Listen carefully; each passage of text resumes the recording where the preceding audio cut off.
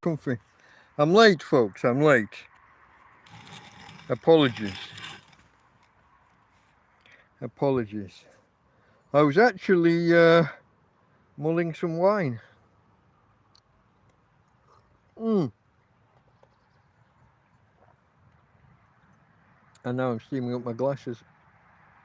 Oh, wow, that's lovely.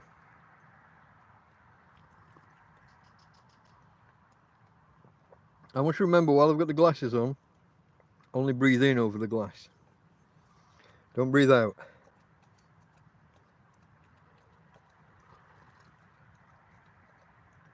I just got it wrong again. I breathed out just as I put it to my lips.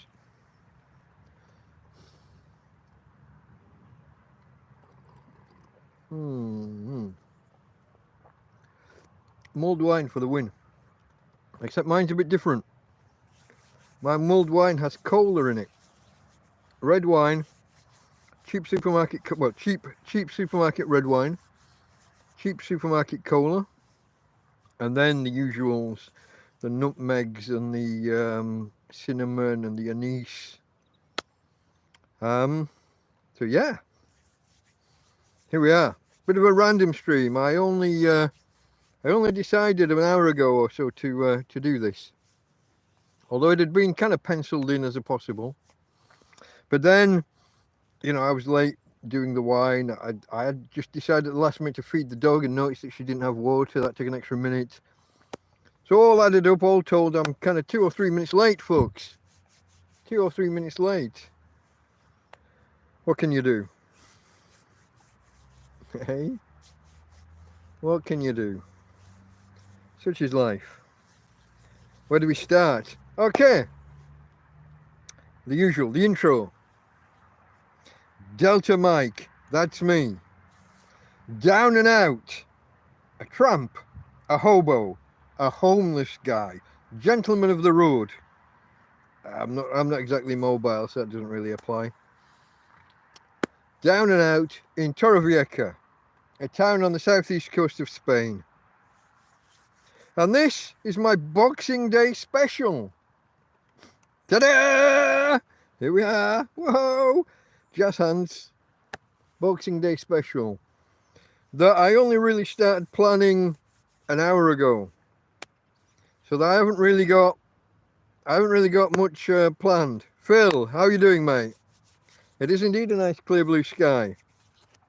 Let me show you the other way. Oh, as we do, look, there's my girl.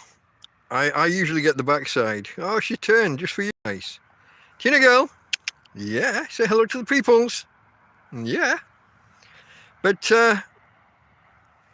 there's the we got the sun. You back in the UK, you won't really recognise that. You won't know what that is. So I'll introduce you.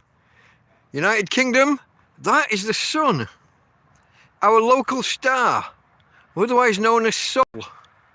Hence, solar system. We are the only solar system. There are lots of other star systems, but only ours is called the solar system. Because our star is called Sol, technically. You live and you learn. And if you can end each day looking back and saying, I learned something today, then you're doing all right. Tina, no, don't go running off. Hey, babe, calm down. Tina's food. Tina's food. Tina food. No, you don't get the sun in the UK, Karen. Who are you kidding? That doesn't happen. Not when I was over there. We did once. It was 1976. I remember it well. The sun did shine. A little bit in 77 as well. I had my nice little Jesus sandals on.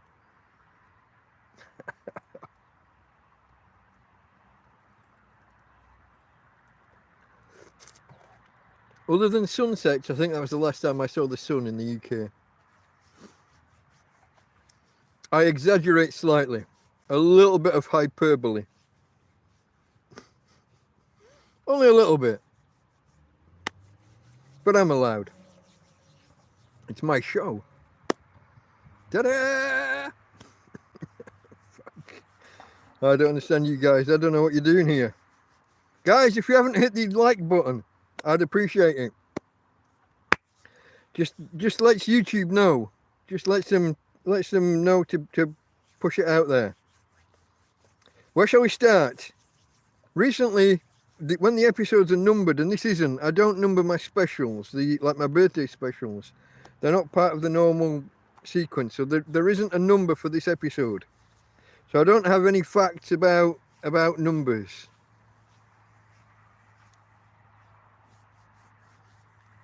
How much longer will I live in the tent? As long as the tent survives, and as long as I'm here. As soon as I can move away from here, I will. With some trepidation. But no, I mean, if I'm homeless and I've got this tent, I'll carry on living in this tent. I do have a smaller tent ready as a fallback. But I've also got a bigger tarp I can put over the top here. So as long as I've got this structure, this dome and then the ring at the front end, I can put a tarp over that and make a tent out of that. As long as I can carry on here while I'm homeless, I will, because I've got no idea where else I would go or what else I would do. The police keep trying to move me on, or did keep trying to move me on. I can prove they've lied when they've told me I'm not allowed to be here. I know they've lied to my face.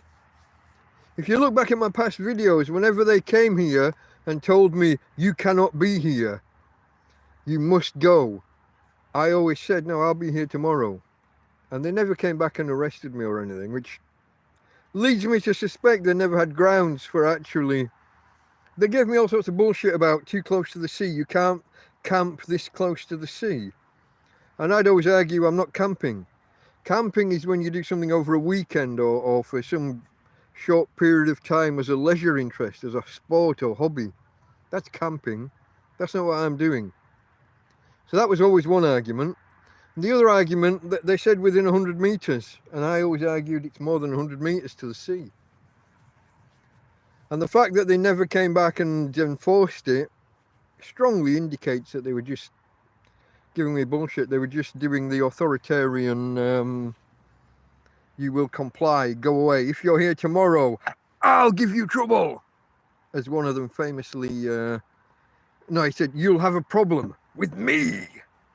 And gave it the whole, another guy came along, and another one of them, Guardia Civil, came along and told me he was the environment officer and I wasn't allowed to be here. And I told him, but I'd been here a year. What are you talking about? Where have you been for the past year? If you're the environment officer, you've been a bit derelict in your duties. How come all these other policemen have been and talked to me and stopped me and never mentioned environment and never sent you? So whenever they say anything, I just say, hey, you'll have to contact my lawyer. I don't tell them who my lawyer is because I don't know. But the courts have got that information, so they could, in theory, track that down and push that. I have a slightly anti-authoritarian streak where I think that the authorities are being over the top or too much. Tyrannical. Don't like tyranny. And there's various definitions of it. But one of my favourite definitions is where there's a law that is never enforced, but then suddenly gets enforced against specific chosen targets. That's one of my definitions of tyranny. So when someone says you can't be here, and you've been here for a year, and various police have stopped by and never done anything, or waved. I've had conversations with police. They came here one day concerned because someone rang them about me having smoke. There was smoke coming from a fire that I was having when I was cooking. The guy came along, said he thought it was dangerous. I said I disagreed. The fire was contained within a small chimney. There were no sparks or anything coming out.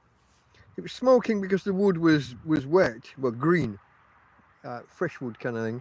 But there was no danger. He left. Didn't tell me I couldn't be here. He was concerned about the fire because I'd had a call. Hola, buenas. Feliz Navidad. Tina, no. Oh, she's off. Tina. Tina, girl. Hey, hey, hey.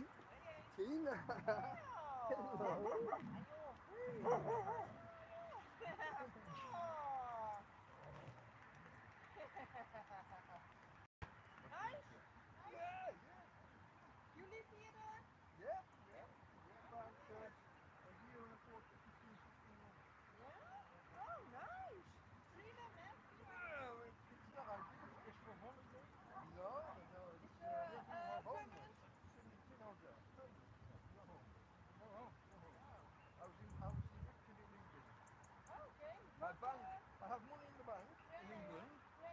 bank said that I'm not me. They don't recognise me. I can't have my money. They take my money. I'm just... Okay. And then I can't pay my rent. Yeah. My landlord... And then you come from England to India? I've been here 7 or 8 years. Oh, nice. But I had an apartment here. Oh. But then couldn't pay. My bank was... But now in winter it's cold. Yes, in the night. It's cold. But I have a barbecue, gas.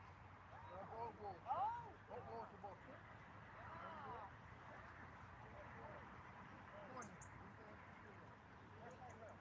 Have a nice one. Good luck. Enjoy food. Oh, thank you. Hey, hello, bitch. Come. Here I go.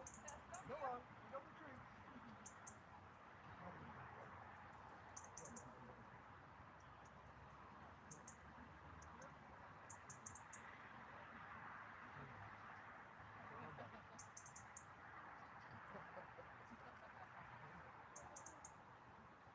Bye-bye. Come on, you. Oh, come on, I'm talking to the people.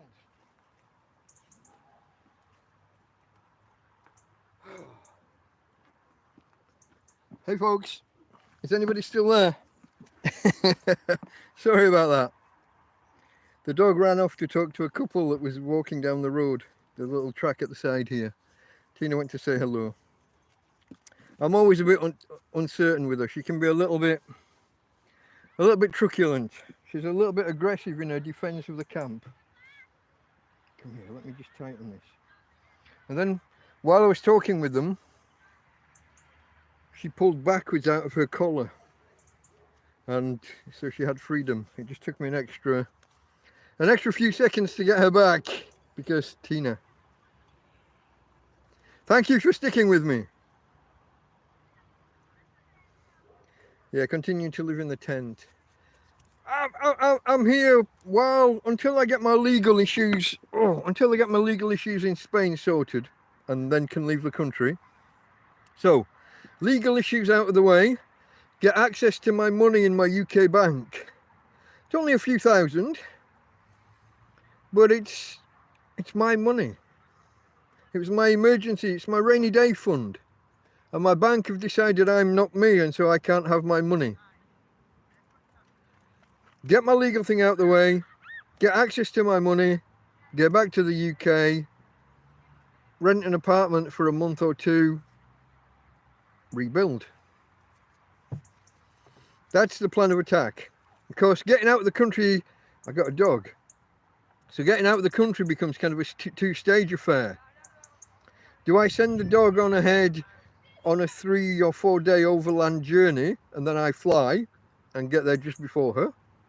Or can I find someone that I can leave her with until I get there and it's all settled and definitely there? There's a process of getting a dog out of the country. And I've got to follow the process. Shush. Shush. Come back. Come here. So there's things to do, things to work on there. It's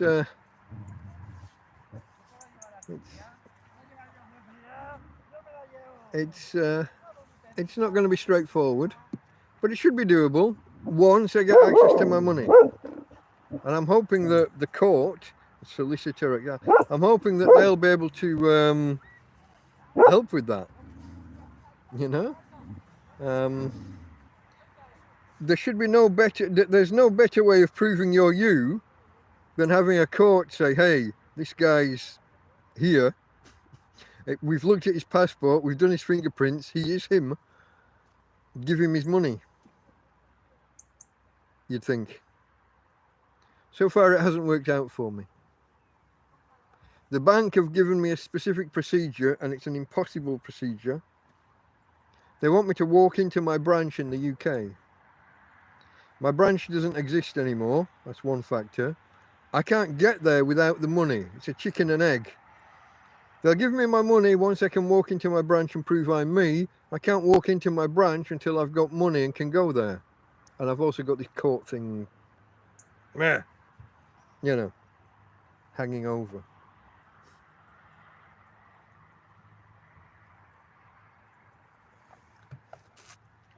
So the hope is to solve one, solve the other, get back over there, you know, kick some ass.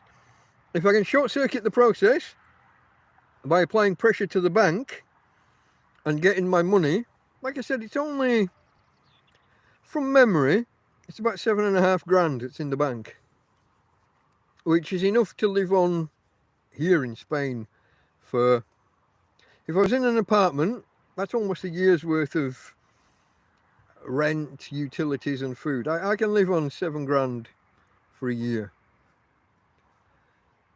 Living where I am now, 7 grand would do me probably a decade. It'd be a little bit less than ideal, but it could be done. I don't want to. But if I can get access to that money and get home, it's probably 6 months living money. Well, it's enough to get home and then live for 6 months, probably-ish. Enough to get me back and get me on my feet, get me started again. So I can start a business and build up, is probably what I would do. I don't think I'm equipped for a job. I don't know what I would do. Employment and working for other people. Can't imagine what that would be. Anyway, folks, any more questions? How's your Christmas going? How are we all doing? It's Boxing Day. For those of you that celebrate Boxing Day. Feast of Stephen for those of you that don't do Boxing Day. Ireland in particular. America, I think it's just a normal work day. You're all back at fucking work. There won't be any Yanks watching.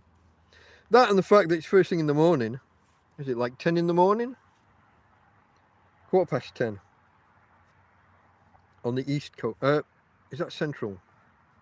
Or east? Can't remember. American time zones.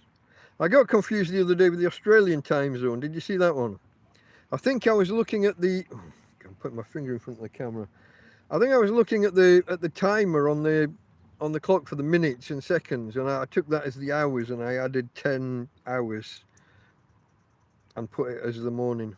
I was way off. I got myself confused. I'm good at mental arithmetic, but I need a base to start from, and if I take like 23 minutes as meaning it's 11 o'clock here and then start adding 10 hours on, and really it's only 4 or 5 in the afternoon, I'm going to be off by a little bit, aren't I? Okay, folks, like I was saying before, normally I would start with some random information, some random facts about the number of the episode, but this isn't a numbered episode. So we'll skip that, but I've still got some, like the introductory, the getting to know you questions, which I started doing 3 or 4 episodes ago. So I've written down half a dozen questions, maybe a couple more here. Just that I downloaded a list of questions and I've just been going through them at the beginning of each show. And because I haven't got much in the way of planning for what this episode is, I figured we'd just start with some of those. Getting to know me. So one of the questions, do you sing in the shower? Absolutely not. And for a good reason. I don't sing. I am tone deaf. I'm incapable of producing notes that are in tune. And I'm actually incapable of hearing whether something's in tune or not. Or pretty much. It has to be really badly out for me to detect it. I'll give you an example. I think it's Jingle Bells. I was astounded when someone told me that, like, the first 10 notes are the same note. I was gobsmacked. I still don't really believe it, but I think all it varies maybe is the length of the notes, and obviously the words that you sing over the top of them. But it's basically duh, duh, duh, duh, duh, duh. They're the same note. And I can't, you're gonna kind of criticize my actual singing of the notes, but yeah. So no singing in the shower, no singing at all. No singing when I'm in church, which isn't something that happens often. If I go to a wedding or a funeral and the service is in a church, I will stand there solemnly, but arms behind my back, or maybe reading the hymn book if there is such a thing, and I just stand, lips pursed, head bowed, bit respectful. I'm not wanting to be disrespectful. It's just better if I don't sing. Better for the people around me, better for the overall sound. I just don't sing. Okay, next question. And join in, guys, if you've got thoughts on this. If you think I'm wrong, you think I'm right. If you do the same, tell me. That's what the chat here is all about. If you've never done the chat, tell me. First time chatting. Tell me that you're a chat virgin. I'll be gentle. Shush, shush, shush. Okay, the next question on my list. The next question on my list is about topics too serious to joke about. What topics do I think are too serious to joke about?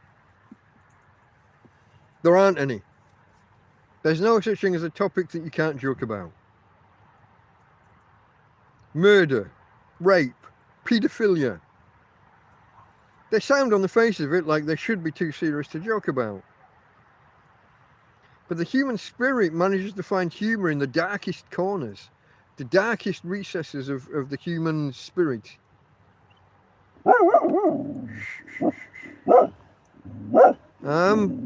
Tina, that's enough. Shentate, sit down. We find humour in the darkest of places. If you've ever met firemen or spent any time with people who serve as firemen, these are guys who rush into burning buildings. These are guys who will pull out charred bodies, cooked people. They have the most incredible sense of humour. They're always laughing and joking and playing pranks. In a lot of ways, you'd say they have to. It's how they survive. It's how they cope with that trauma and that. Is there a better word than trauma? There's probably not a better word than trauma for that. But they laugh and they joke. If you've ever watched a comedian like Jimmy Carr, he tells jokes about raping children. And you laugh, and then you stop and you think, oh shit, I shouldn't be laughing. And that's kind of where the humour is. In that, oh, that's naughty. Oh, did he really go that far? So no, for me, no topics off limits.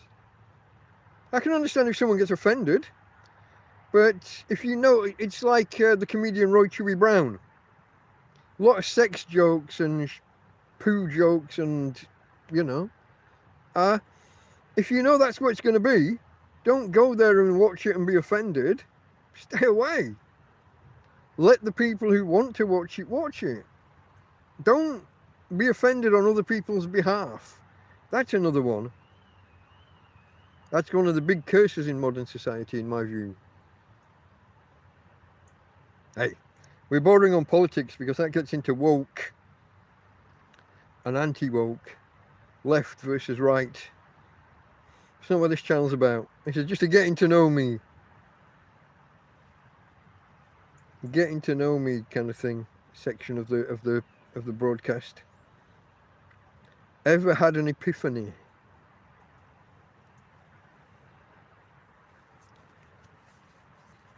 Yeah, Phil, yeah, I know the process. I'm behind with her jabs because I couldn't afford them. So they'll need bringing up to date, and then there'll be a delay. I think it's 14 days or maybe 3 weeks if you're behind with the jabs. And there's a payment because Trump. So yeah, that hurdle of getting the money and then getting things sorted, getting the jabs, the deworming, getting paperwork signed, and then getting out of here.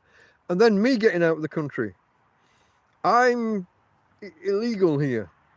After Brexit, I stayed and I don't have the paperwork and stuff. So I'll be pulled by the national police at the airport when I try and leave. So whatever flight I've paid for, I probably won't be able to get on. And then you've got to pay for another flight afterwards and hurdles. Will the flight be this late the same day? Will it be the next day? What do you do in between? Can you stay in the airport overnight? How does that affect the schedule if I've set the dog going 2 days earlier and then I'm held up at the airport for a day or two? All of that. All of that. Hurdles. Issues. Yeah, I don't know, mate. I don't know. It's all going to be difficult. So next question on my list. Ever had an epiphany? Not in the religious sense, because I'm not that way inclined. I'm what I would call a rationalist. I'm logical and scientific, technical in nature. No disrespect to anyone that is religious, and in some ways, sometimes I wish I was, but I'm not. But I've had those kind of wow, gobsmacked kind of moments.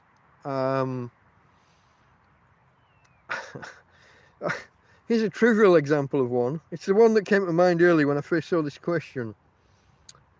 Have you ever watched a TV program and really liked a character and like the actor who plays him? And then like years later, you're watching another program and there's a total other character and a totally different actor playing that character. And then years and years later, you discover they're the same actor. Whoa, what?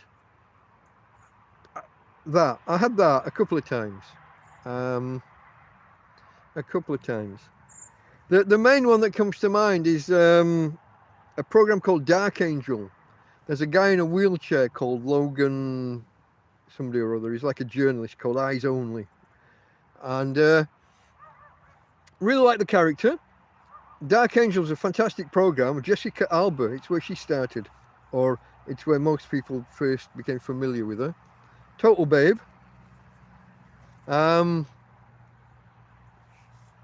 there's this guy in the wheelchair. And then I'm watching, not CSI, the other one, NCIS. And Denozo in NCIS. These guys have got totally different shaped faces. This Logan character has a kind of a maybe late teenager, maybe early 20s, has got this elongated face. He's slim and elongated with hair pulled in tight at the sides. Are we back? I was just saying, maybe I'll give you a couple of seconds in case it takes you time to come back. Somebody ping me and say, yes, we're here. I'll have some more of my mulled wine.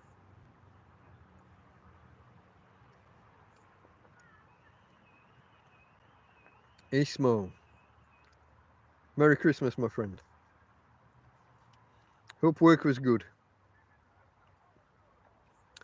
I was just saying about these two actors, these two characters.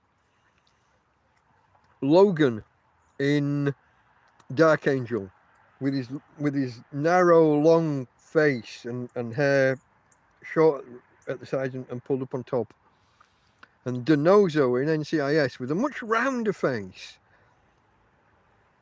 And short hair, but all around, a much rounder cut. And I was listening to it one day and I thought, that voice is familiar. Ismo. Just let me do this while Tina's here. Tina? Ismo. Uncle Ismo. He's on the phone. It's Ismo.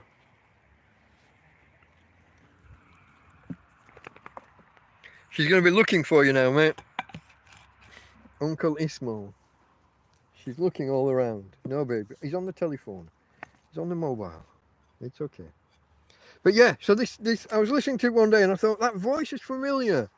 And it took me a good hour afterwards to work it out and to remember. And I was just like, it's the same bloke. I think maybe the fact that he's gone from being kind of 20-ish to mid to late 30s, but within 5 years of my seeing the two programs, Must have been a delay between Dark Angel being shown in the US and then shown in the UK. But it was just a real, whoa, fuck. Pardon my French. That's as close as I've got to an epiphany. I don't have religious moments, obviously, because I'm not religious. But I have these, I'll tell you another one. Similar thing, 2 TV programs, character you really like. Northern Exposure, which was a doctor who went to work in, he's fresh out of college or whatever, just recently qualified, and goes to work in Alaska in all the, in all the snow and what have you. Great character, the doctor. And then years later, I'm watching, it's called Numbers, but the E, they changed to a 3. So we used to call it Number 3ers, but yeah. The lead investigator, same guy. And I was 3 years into this program when I realized it was the same bloke. I think I only noticed because I went back and was watching Northern Exposure, and it gave the name of the actors. Obviously the main character comes up first. It was the same name, a bloke called Rob Morrow. Bang! That's as close as I get to an epiphany. I don't know. I got a few more of these questions, but I'll probably come back to them either later this broadcast or maybe another time. So guys, it's Boxing Day. Are any of you in a country where you've got no idea what Boxing Day is? In fact, actually, nobody knows what Boxing Day is.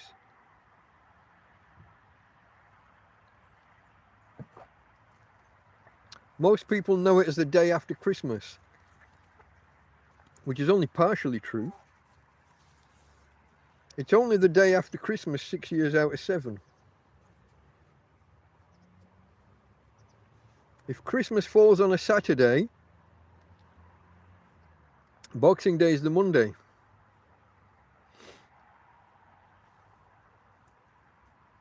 Most people don't realise. The Sunday becomes Christmas Sunday. So you get Christmas Sunday, then Boxing Day on the Monday. Typically. But the history of it, it's kind of lost in the mist of time. There's 3 or 4 prominent theories of what it is or was.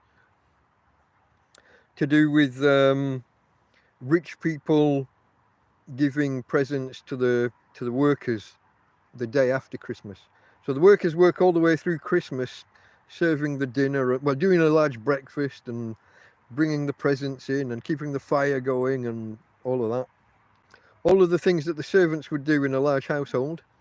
And then the day after, the family of the house would look after the staff. Either look after them or just give them presents. And so unwrapping their boxes. That's one of the theories. Another theory is the collection boxes in churches that have been, you go into church and you put money in the doorway or on the way in. Or on the plate that's passed around if it's not for a specific, if they're not looking for the church roof fund. Okay, someone's just telling me that Liverpool won today against Burnley. Okay, mate. But yeah, church collection boxes were opened and distributed to the poor the day after Christmas. Is another theory for why it's called Boxing Day. There's a few of these theories. It's also known as St. Stephen's Day, particularly in Ireland, but a few other, I guess, Catholic countries. Made famous in the Christmas Carol, Good King Wenceslas, where he looked out on the feast of Stephen. And I didn't know any of this. I was looking up King Wenceslas earlier. Did you know he wasn't a king? How's that one? Good King Wenceslas was a duke. In theory. Not even in fact. He should have inherited the title, but he was underage when his father was assassinated.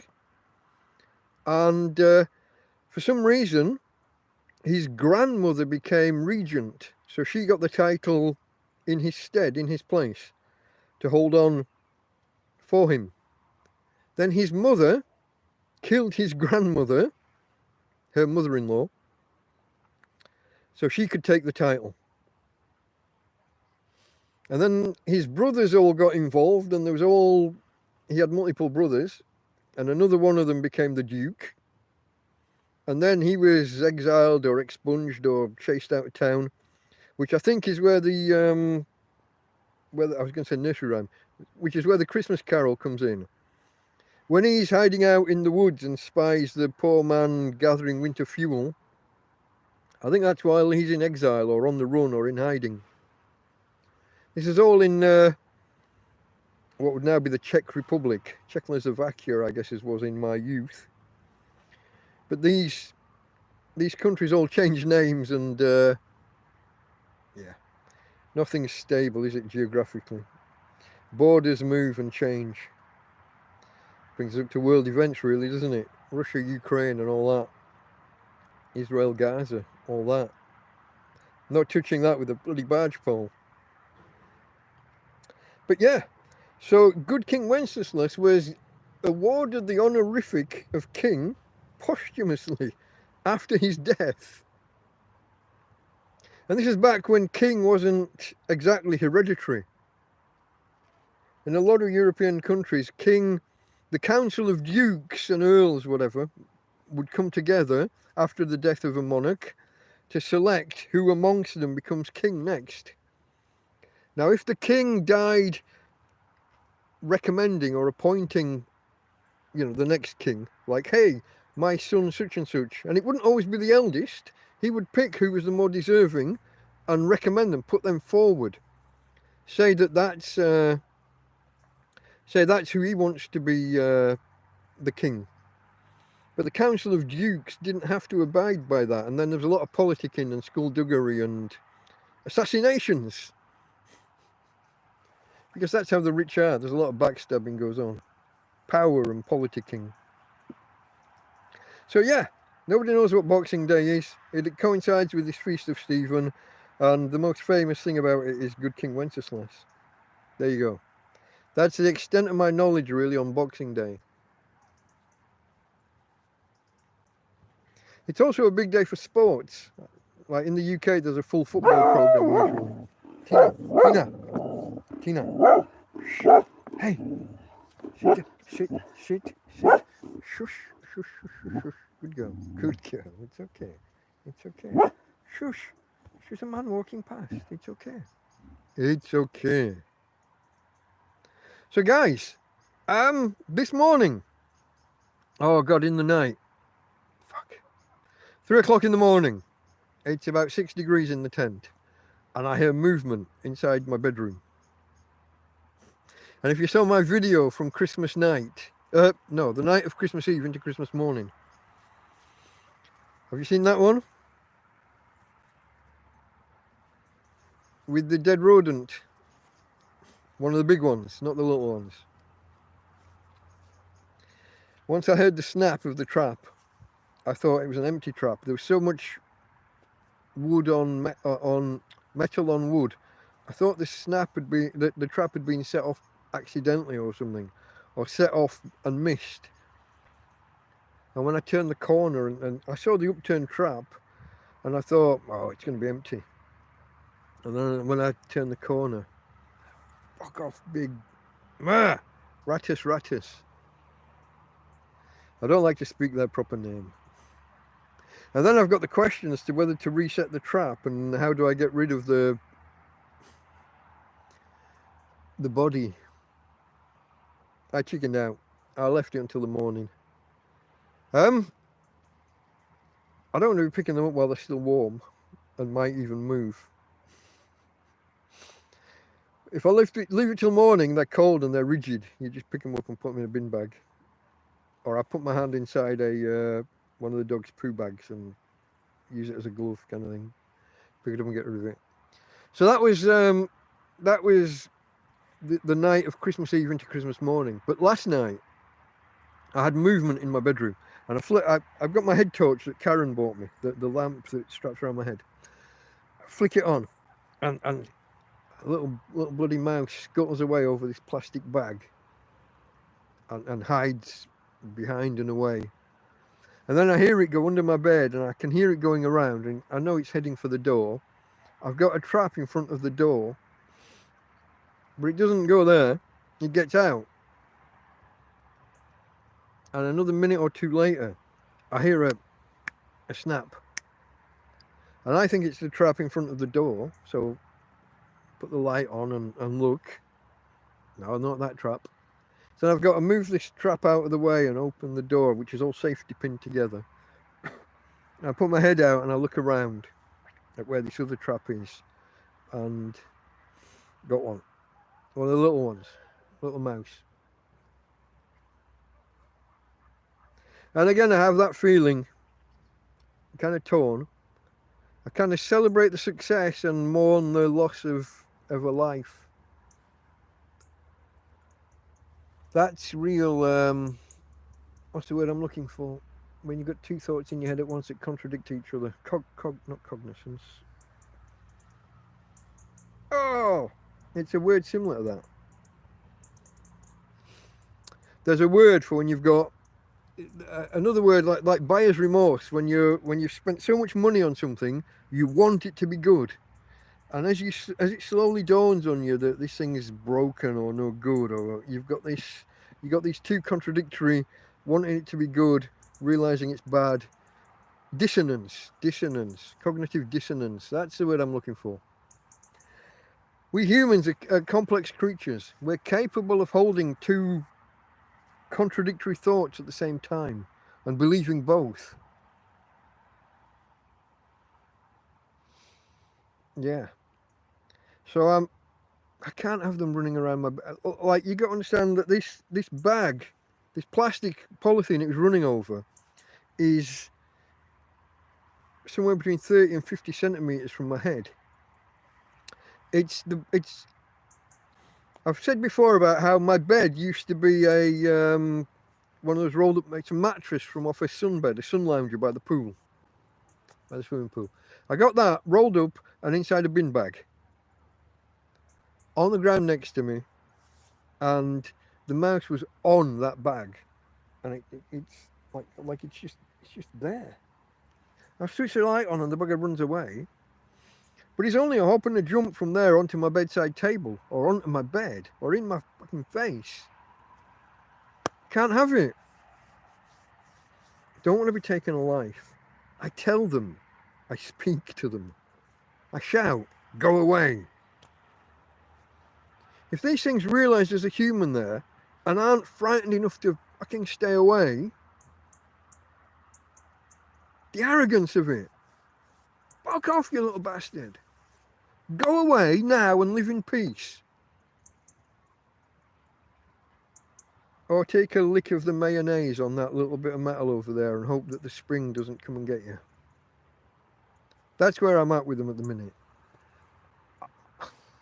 I have that cognitive dissonance. In my head, I'm celebrating the fact that, God, the bastard, he's not coming back. But I'm taking a life. And that's not easy. Then I got to pick the bugger up and get rid of him. Reset the trap. So this one last night, I picked the trap up and opened it, and he drops to the floor. I reset it, put a little bit of mayonnaise back on the trap again. I'm getting clever with this. I'm getting better at setting the traps, where to put them, and where to put the mayonnaise on the trap. You got this paddle comes up, and the bar that comes across that hooks on, and the spring's trying to come up and pull, and it can't because of this part. And to begin with, I was putting the mayonnaise on this end, and they were just leaning in and licking it off and never touching the trigger. If you put the mayonnaise at this end, they're leaning over, they're more likely to hit the trigger while trying to get the food from the low end. And they're leaning in further for when the spring bar does come over. If they try and pull out, you know, they're they're more under the bar as it gets them. So I'm becoming an expert mouse killer, even though I don't like to take a life. See, again, there's a contradiction there, isn't there? It's that dissonance. It is that contradiction, holding the two thoughts in your head at once. It's getting easier. That's a worry as well, though, yeah? Taking a life is getting easier. I mean, we're talking mice, don't get me wrong, they're vermin. I'm aware of this, you know, what's the word I'm looking for? I don't know. Can't think of the right words, guys. My vocabulary's gone. Like my mulled wine.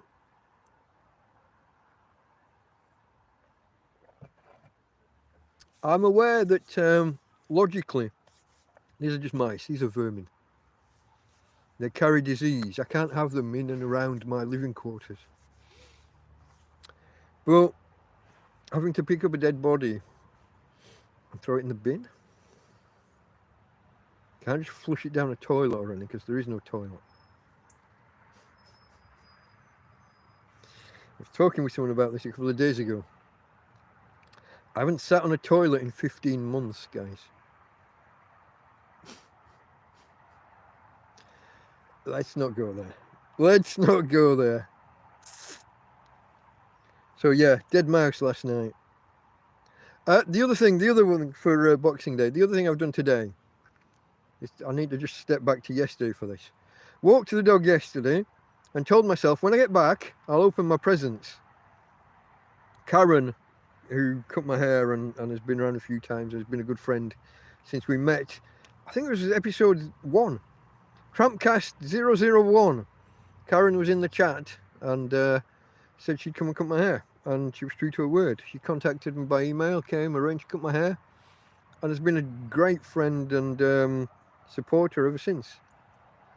And she was here a couple of days before my birthday. Gave me a couple of things. Said, here's your birthday present. And here's a bag. There's your Christmas presents. And I left I left it unopened. It was for Christmas. So took the dog for a walk yesterday. When we get back to camp, I'm gonna get those Christmas presents. Came back to camp, started prepping for Christmas dinner, peeling potatoes and peeling and chopping carrots and parsnips and all of that. I made a bread sauce which turned more into a stuffing. Bread, apple, a bit of pepper, a bit of cinnamon, a bit of paprika. Lovely. But it started as a bread sauce and ended up more as a stuffing. But anyway, yeah, I came back and I was supposed to be getting the presents and I didn't. I cooked dinner. And dinner was not perfect. It was good, tasty, but didn't look great. None of my roast veg was particularly roasted. I boiled all my veg. I started the process of parboiling everything in one pan because I haven't got many. So I did it all in one pan, the boiling. And I got distracted because dog. And things ended up a bit overboiled, which meant they were a bit too wet. They never really roasted. The roasting pan was overcrowded. It was all over wet, all overcooked already. So it was hot. It was tasty. It just wasn't presentable. It wasn't roasted. It was a bit, not exactly a mash, but it was just not presentable. I did a Yorkshire pudding as well, giant Yorkshire pudding, which I cut into slices. And so a slice of Yorkshire pudding, 2 turkey steaks, fillets, 2 turkey fillets, sprouts, parsnips, carrots, and a gravy. Oh, there was onion in my sauce, in my stuffing, sauce cum stuffing. Chopped and fried some onion, put in the bread, milk, spices, yeah. A little bit of orange, a little squeeze of orange. Did I mention apple? I chopped some apple in there, yeah. So it's nice. But I got on with that, and it was like 10 o'clock last night. I suddenly thought, shit, I haven't opened my Christmas presents. So I had it in mind this morning. We went we went and did the dog walk this morning, and when I got back, I actually opened the bag. There's like a present bag, a Christmas bag inside a shopping bag, and she's got me a 1 litre flask, a thermal cup, and a half bottle of whiskey. Oh yeah. Oh yeah. I think it's a good brand though. I think it's probably too good for throwing into eggnog. So I'll have to use the remnants of my supermarket whiskey for the eggnog, or for the next batch of eggnog. Keep the good stuff as good stuff. So what she does, guys, she comes over with her mum, and her mum smokes, and when they buy a certain amount of cigarettes, they get this half bottle of whiskey thrown in with the purchase. But no, I don't think either of them drink whiskey, or at least it's not their preferred drink. So yeah, that was nice. So that's what have I done today. I've sat around managing solar panels again. I've got concerns about not the panels, my battery. I don't think the battery holds anything, nothing noticeable. When the sun goes down, so like from now, yeah, sun's going down, it'll be dark soon. When I attach my phone to the charger, I'll only get about 10%, maybe 15% onto my phone. And it doesn't seem to matter how much I charge how much the solar panels sit in the sun without me using any of it. So if I'm charging a device through the day while the sun's shining, I'm getting the power there and then. But if I just assume that battery's collecting the power and then I try and utilize it afterwards, I don't get much at all. So I'm not sure if it's the charge controller or if it's the battery. It just doesn't seem to have that much capacity. Shush, shush. No. Tina, no. Just a young lady walking past. Shush. But, yeah. So that means plugging my phone in all day long to try and get the charge. We'll see. I'm not sure that having this second panel is... I thought at first it was making a difference. But I think it's just that I had my phone plugged in all day long during a good long sunny day. So there's power there. I'm not complaining about the panels and the generation. I think it's the storage into the battery. And I'm not sure if it's a failure on the part of the charge controller or the batteries themselves. Because what I noticed, I go from having no ability to charge from it in the morning before the sun comes up. So I look inside the little battery box and there's a couple of indicators that are supposed to indicate the state of charge of the battery. And it'll be on like next to nothing. Either one light or maybe that one light's flashing to say almost dead. Sun comes up, 3 lights. It's like it's reading the input from the solar, not the charge of the battery. But if I cover both panels, it'll drop from 3 to 2. I'm like, what are these lights showing? Are they showing how much power is in the battery, how charged the battery is, or are they showing what's coming in from the panels? There seems to be a mixture. It seems to be reading the input as part of the battery. So on an evening, I'll go from 4 lights, Star Trek Next Generation reference. There are 4 lights! It'll go from 4 lights. I'll charge my phone for half an hour, add 10, 12, maybe 15%, and suddenly we're down to 2, and then it cuts off. We've still got 2 lights on the charge controller, That's what, and this is in the dark, so there's nothing coming in from the panels. It's got 2 lights lit, but it won't charge anything. And if I keep trying to charge anything, it quickly drops to nothing. You know, the one flashing light saying, hey, ultra low. I don't get it. And there's no indicator on this battery as to what its total capacity is meant to be. It's a 12 volt deep cycle battery. It's fairly small, about maybe 1/6 of the size of a car battery, which would point to it being maybe 100 watt hours, 150 watt hours at maximum. But there's no, other than the 12 volts, there's no other markings for capacity. It's lithium, so no, it's not. It's a sealed. It's a sealed lead acid, which is possibly part of the problem because you only get to use 50 or 60% of the total available, the total theoretical power. Once you get below 50%, they become a bit unreliable, but don't damage. Like, because it's a deep cycle battery, you're supposed to be able to use more of the power without damaging it, like you would a car battery.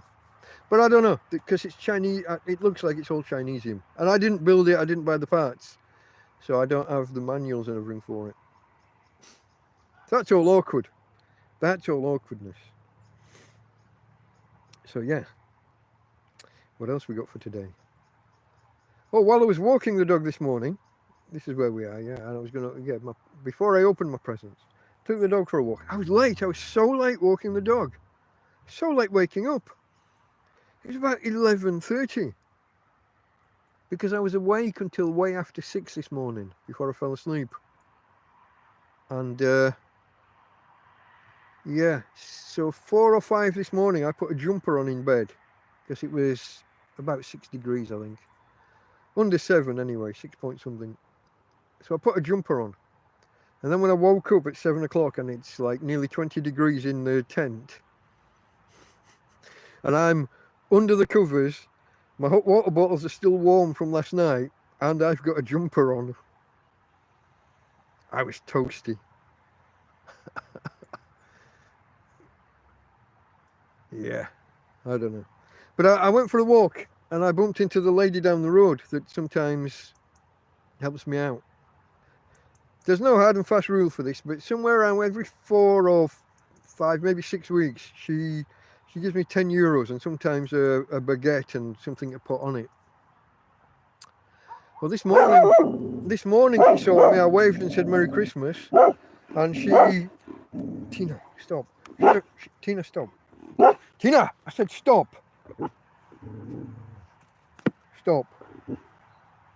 She's afraid of the dog, so she won't come near, so we don't get a proper conversation. I'm shouting at her from a distance away.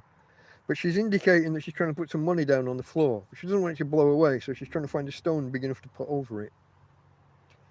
And usually, like I said, it's usually 10 euros that I say usually as if I expect it. The half a dozen times in the past that she's done this, she hasn't been all the time I've been here, but it's the latter half of this year she's been doing this. Roughly once a month, 6 weeks. Usually 10 euros. So I'm expecting 10 euro. Not expecting. Doesn't that sound wrong? I'm thinking that the thing she's put on the floor under the stone is going to be 10 euros. And as I get closer, I can see it's a different colour. And 20 euros.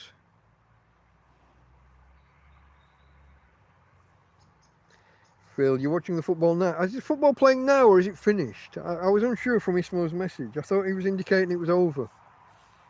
Beautiful day in Ireland though. That's good. It's been a beautiful day here. It's been a clear blue sky pretty much all day. There's maybe a little bit of cloud mid-afternoon at one point. But no, it's been lovely. Yeah, I don't know guys. I've enjoyed my Boxing Day. I've enjoyed it. I've enjoyed doing this and chatting with you guys. If you haven't already, please consider hitting the like button. If you haven't subscribed, please do. But only if you want to. Because here's something that happened the other day. today, yesterday. Okay, so for the last 6 weeks or so, well, until a week or 10 days ago, I only got 8 new subscribers over the whole of the month, over the previous month. And then I stopped using the word tramp in my titles and using hobo instead. And I suddenly found I was averaging 2 new subscribers per day for the last 10 or so days. With blips, you know, sometimes I get 3, sometimes I get 1. Occasionally there's been a 0. But instead of it being 0 every day with an occasional 1, you know, I'm getting 1 or 2 every day with an occasional 0. Yesterday, -2 subscribers. I think it might have been the rat video. If you've seen one of my cookery videos and you think, oh, I'll watch this guy and his cooking. Or if you're following just for a kind of a friendly Sunday chat about what's happening in life, and then suddenly you wake up on Christmas morning to a dead rat in your stream, maybe that's not what you want to see. So I lost 2 subscribers, but I'll survive, guys. Of all of my problems in life, losing 2 subscribers on YouTube doesn't hit the fucking Richter scale. That doesn't move the needle. Kicked off at 1700 your time. It's 18 now. My time. 17. Oh, it's only just kicked off your time then. So yeah, guys, that's me more or less up to date. I've prattled on with a few facts about Boxing Day. I've given you a rundown of what happened to me over Christmas and Boxing Day. Presents from Karen, the lady giving me the money. Last questions before we end this, because it's going to get dark. I've got maybe 10 minutes before dark. Let me show you the current. Oh, let me stand up. I got a bad back. Was that yesterday? Day before yesterday, was it? I did the last stream. Sunday, yeah. Look at that. The sun's about to go down. Dark that way. Oh, the camera doesn't really. The camera adjusts, I guess. Oh, here's my girl. Hey, Tina. And here's me.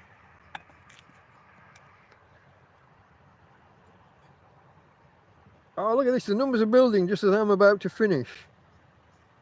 What I'll do, guys, YouTube automatically private these as soon as the stream finishes. You give me 30 seconds or so, I'll go in and make them public again. So anyone who's joined late, and if for any reason you're interested enough and you want to go back to the beginning and watch the whole thing, you can do. I just need that 30 to 60 seconds to get in and change the setting. Okay, guys, I'll probably do another live stream in a couple of days. Where are we now? This is Tuesday. God, I lose track. Once you got Christmas and Boxing Day and you're not calling the days by their actual names. Yeah, so maybe Thursday or Friday I might try and push out another stream. If I can think about anything to talk about. Look at the numbers building now. Have a good one, everybody. From Tina. And from me, Delta Mike. Out. Awkward moment.